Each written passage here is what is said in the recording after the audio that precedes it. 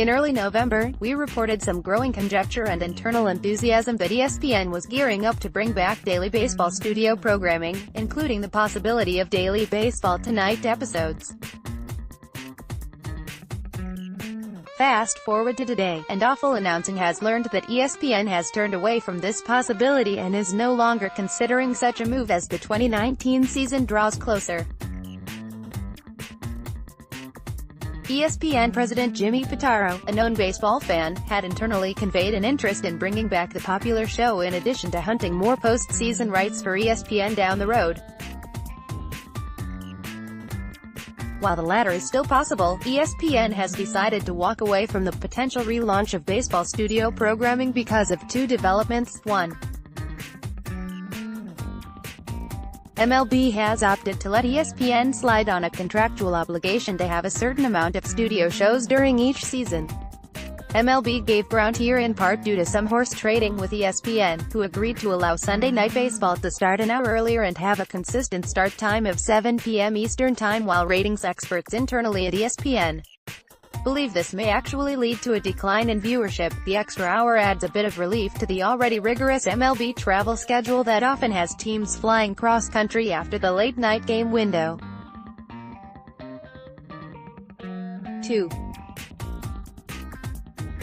Despite the enthusiasm of Pitaro and others in increased MLB coverage, ultimately the ratings projections for baseball-specific programming on ESPN instead of SportsCenter only reaffirmed the original decision that Baseball Tonight or other baseball-specific programming no longer made sense for the network.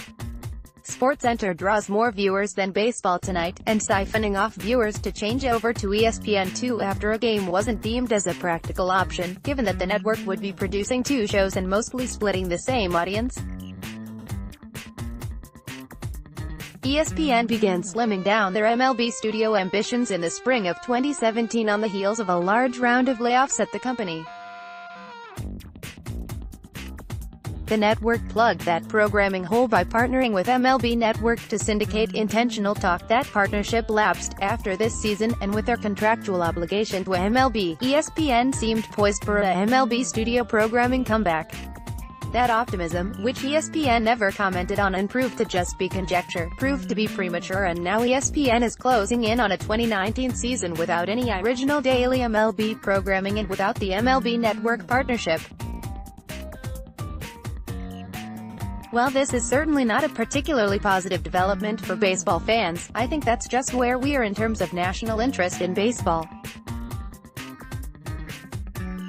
There's just more national interest in the other major sports, especially the NFL, NBA, and college football, despite the fact local fandom for baseball continues to thrive.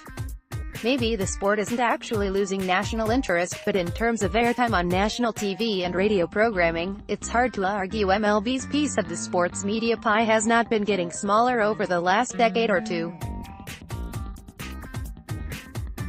For example, compare the media frenzy related to Anthony Davis's trade request and the national fervor and interest that has generated compared to the measured amount of buzz surrounding MLB's two biggest free agents, Bryce Harper and Manny Machado, two bona fide superstars, still looking for their next home roughly 2 weeks before the start of spring training.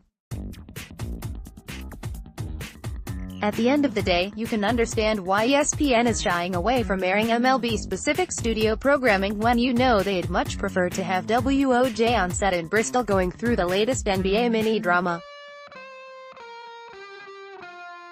It just seems that there is a new reality that fewer MLB stories break out as being major national stories opposed to the NFL, college football, and the NBA. Ultimately, that trend is playing the biggest role as to why the worldwide leader can't commit to bringing back what was once a quite revered and well-received staple for them and for baseball fans alike. International Guptas, guys, I'm sorry you thought it was racist. Apology didn't exactly win the critics over. By Andrew Buchholz on June 28, 2019. The Ringer. A focus on podcasts appears to have worked out well indeed for Bill Simmons and The Ringer. By Andrew Buchholz on June 28, 2019. WWE. It was a very interesting night, as the road to WrestleMania became more clear at the Royal Rumble.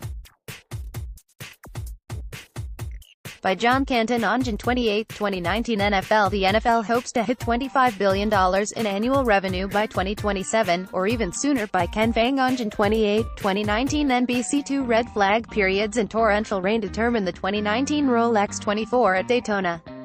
By Philip Bubb on June 27, 2019 Fox podcast will begin with Fox at Daytona Speed Weeks in a couple weeks.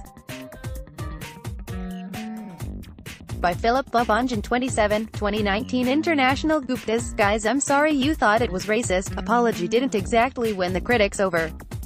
By Andrew Buchholz on June 28, 2019 The Ringer. A focus on podcasts appears to have worked out well indeed for Bill Simmons and The Ringer. By Andrew Buchholz on June 28, 2019 WWE. It was a very interesting night, as the road to WrestleMania became more clear at the Royal Rumble. By John Canton on June 28, 2019 NFL. The NFL hopes to hit $25 billion in annual revenue by 2027, or even sooner. By Ken Fang on June 28, 2019 NBC2 Red flag periods and torrential rain determine the 2019 Rolex 24 at Daytona. By Philip Bubb on June 27, 2019 Fox podcast will begin with Fox at Daytona Speed Weeks in a couple weeks. By Philip Bubb on June 27, 2019